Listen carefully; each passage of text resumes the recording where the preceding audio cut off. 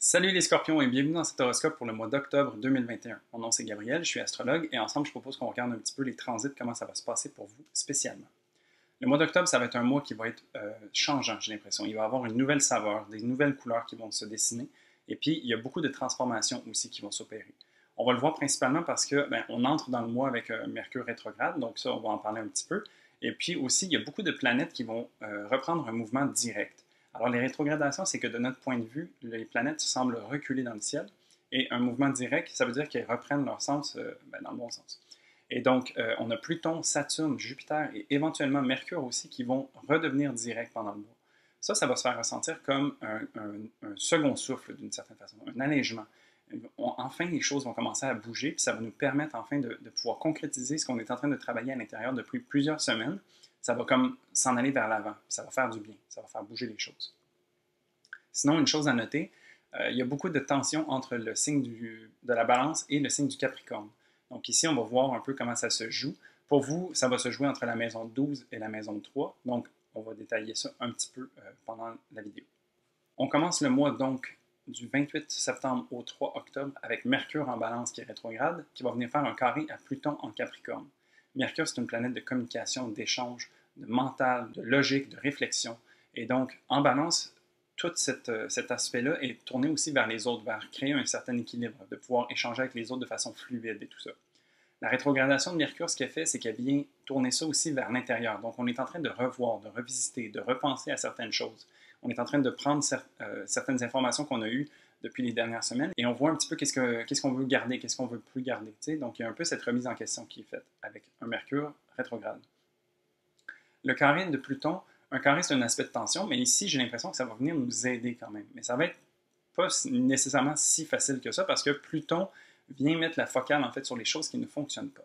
Donc, tout ce qu'on va analyser avec Mercure rétrograde, Pluton va venir et va venir mettre la focale en fait sur les choses qui ont besoin d'être transformées. Que ce soit des blocages, des peurs, des traumas, des choses qui reviennent à la surface puis qui font en sorte qu'on est alourdi par ces transits-là. Donc, ici, Pluton a cette bienveillance de vouloir nous aider à nous transformer, mais c'est en nous montrant ce qui ne fonctionne pas. Donc, c'est là que les challenges vont apparaître. Puis Pluton en Capricorne va venir faire un travail quand même assez de fond parce que c'est une énergie de terre, donc c'est une énergie qui est soutenante, qui est supportante et qui va venir nous montrer en fait sur quoi est-ce que Mercure se pose. Parce que Mercure en balance, c'est un petit peu plus aérien, plus en surface, il est plus dans l'échange avec les autres. Mais il y a besoin d'un podium pour ça et puis Pluton va venir travailler en fait sous terre pour venir dégager ça puis voir comment est-ce que ça tient en fait pour vrai. Donc pour vous, ça se passe entre la maison 12 et la maison 3. Donc, Mercure en rétrograde dans la maison 12, ça veut dire que ça pourrait être un bon moment pour vous de prendre un certain recul, de prendre le temps de vous remettre seul avec vous-même, puis d'analyser vraiment les choses, comment ça se passe pour vous, à un niveau mental, à un niveau relationnel avec les autres. T'sais. Donc, il y a vraiment cette idée-là ici qui est un peu mise en question. Puis, je pense que cette période d'isolation volontaire ou de retrait, si je peux dire, va vous aider à avoir de la clarté, en fait.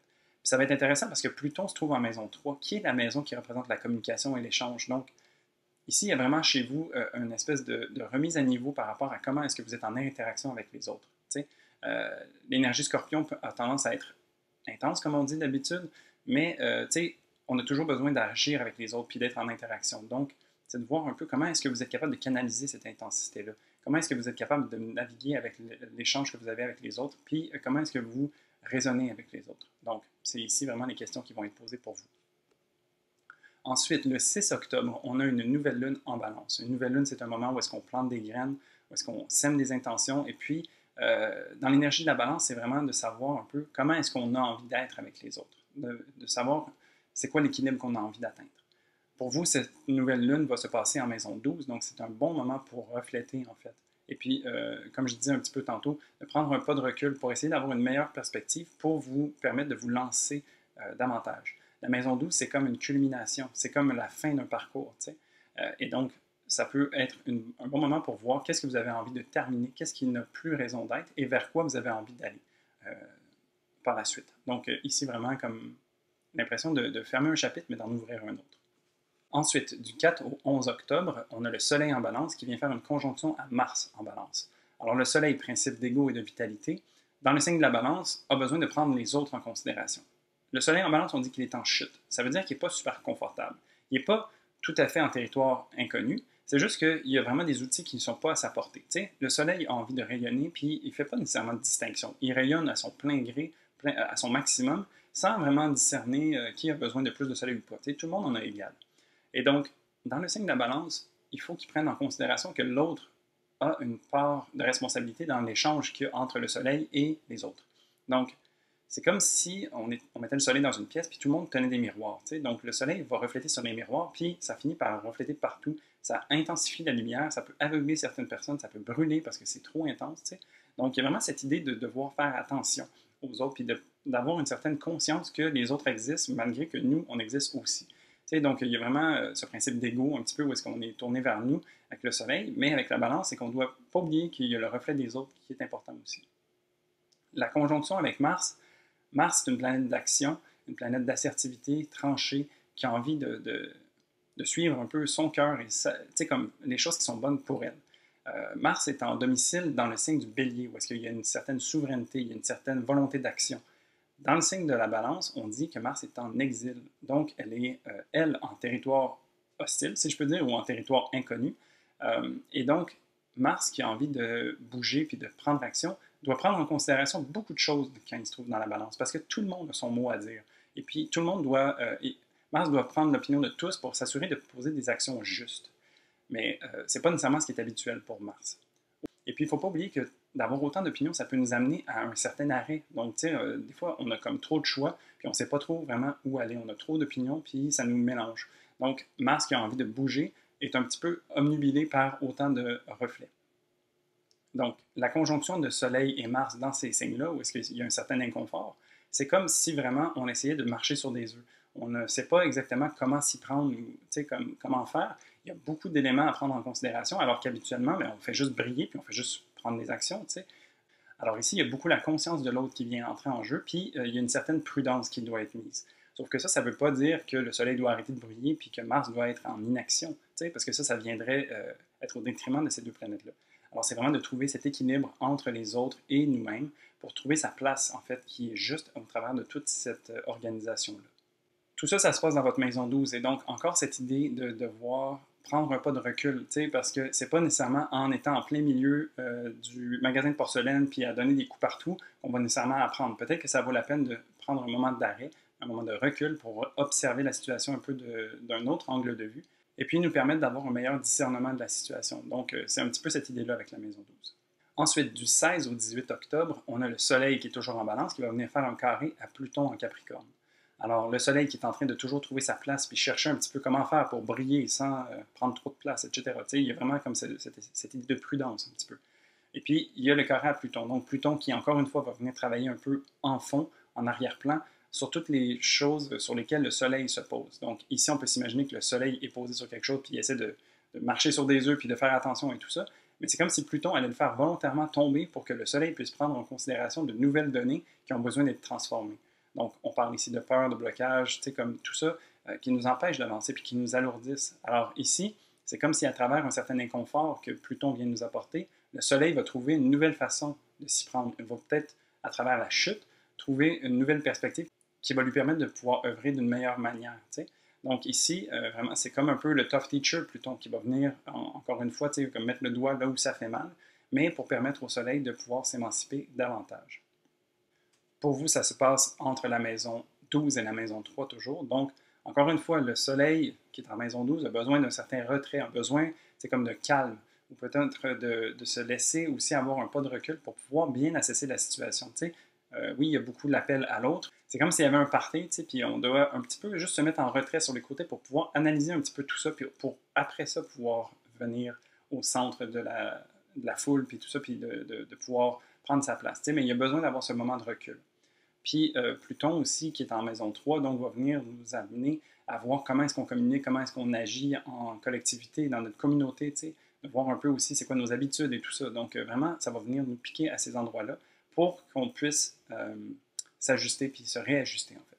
Ensuite, pour le 20 octobre, on a une pleine lune en bélier. Donc une pleine lune, c'est une culmination d'énergie qui nous amène à manifester. Manifester, c'est essentiellement de prendre toute cette énergie-là et de la dissiper dans l'univers, pour faire de l'espace. Puis, en ayant créé de l'espace, c'est ça qui va faire en sorte que ce que l'on a envie de manifester va venir à nous. Dans l'énergie du bélier, il y a cette idée de vouloir créer des projets, faire en sorte que quelque chose nous allume. Donc, on a envie d'être cette étincelle. Qu'est-ce qui nous donne envie puis qu'on a envie de suivre? Donc, il y a cette énergie aussi avec l'énergie feu du bélier, de suivre son cœur un petit peu. T'sais. Donc, qu'est-ce qui nous donne envie? C'est vraiment des questions qu'on peut se poser pour cette pleine lune-là. Pour vous, ça se passe en maison 6, et donc de voir en fait qu'est-ce qui se passe au niveau du travail, au niveau de votre routine, au niveau de votre santé même. Est-ce qu'il y a des choses qui vous donnent envie ou qui font que vous pourriez suivre votre joie d'une certaine manière? Alors, essayez de suivre ça, ça serait vraiment bénéfique pour cette pleine lune-là. Finalement, du 25 au 27 octobre, on a Vénus en Sagittaire qui fait un carré à Neptune en Poisson. Vénus en Sagittaire. Vénus nous parle de nos valeurs, de ce qui est important pour nous, de comment on aime et comment on est en relation avec les autres. Dans l'énergie du Sagittaire, c'est cette envie de vouloir sortir de chez soi, de vouloir découvrir de nouvelles horizons, de suivre un peu sa quête de vérité, si je peux dire. Le carré, c'est un aspect de tension, et Neptune en Poisson, lui, dans le fond, il vient représenter le côté très spirituel. Donc, on a envie de connecter à plus grand que soi, on a envie de se laisser porter, de se laisser voguer un petit peu, de s'abandonner. Dans l'énergie du Poisson, d'autant plus parce qu'ici, on a envie de se dissoudre, de se purifier, de connecter à ce qu'on peut considérer comme le un. T'sais. Donc, il y a vraiment ici cette idée de spiritualité qui vient être emmenée. Ces deux choses-là sont en carré, donc en tension, mais on peut voir qu'il y a un fil qui les rattache. Donc, entre le Sagittaire et le Poisson, le maître de ces deux signes-là, c'est Jupiter. Et donc ici, on peut voir que Jupiter est une planète d'amplification, qui a envie de s'expandre, qui a envie d'apprendre des choses, de découvrir, de voyager, tu sais. Et donc, on peut voir ici qu'à travers cette lentille-là, on peut aller chercher les deux, en fait. T'sais, on peut aller, oui, à l'extérieur, suivre son feu, puis aller découvrir des nouvelles choses à l'extérieur, puis s'amuser, mais aussi on peut aller plonger à l'intérieur pour aller découvrir son propre cosmos et voir qu'est-ce qui nous appelle. Donc ici, ce serait vraiment une bonne façon de naviguer les deux. Pour vous, ça se passe entre la maison 2 et la maison 5. Alors ici, Vénus a envie de découvrir des nouvelles choses par rapport à votre revenu ou à vos talents que vous êtes en train de développer. Donc il y a vraiment cette idée de vouloir se lancer dans ce genre de quête-là. Et puis Neptune, lui, en maison 5, a envie d'une certaine créativité, donc de suivre peut-être un certain plaisir et tout ça. Donc vraiment de naviguer entre ces deux sphères-là pourrait vous être super bénéfique. Et donc voilà, ça fait le tour du mois d'octobre. Comme je disais, un mois avec une saveur un petit peu différente, mais vraiment qui va nous amener beaucoup de transformations qui vont être bénéfiques.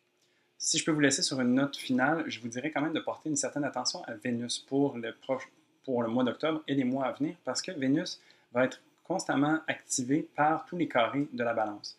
Donc, même si Vénus ne s'y trouve pas, c'est elle qui maîtrise ce signe-là. Alors, toutes les pics que le Capricorne va faire vont venir toucher à Vénus qui parle de nos valeurs. Donc, il y a vraiment une grosse transformation de ces valeurs-là qui va s'opérer, qui va continuer de faire son effet jusqu'à la fin de l'année. Donc, ça serait important de vérifier où se trouve Vénus dans votre carte, où se trouve Vénus dans le ciel à certains moments des prochaines semaines, et puis de s'assurer de la nourrir le plus adéquatement possible pour pouvoir vivre ces transits-là au mieux. T'sais. Et donc voilà, j'espère que tu as aimé cet horoscope. Sinon, je te souhaite un très beau mois d'octobre et moi, je te dis à la prochaine pour un prochain horoscope. Salut!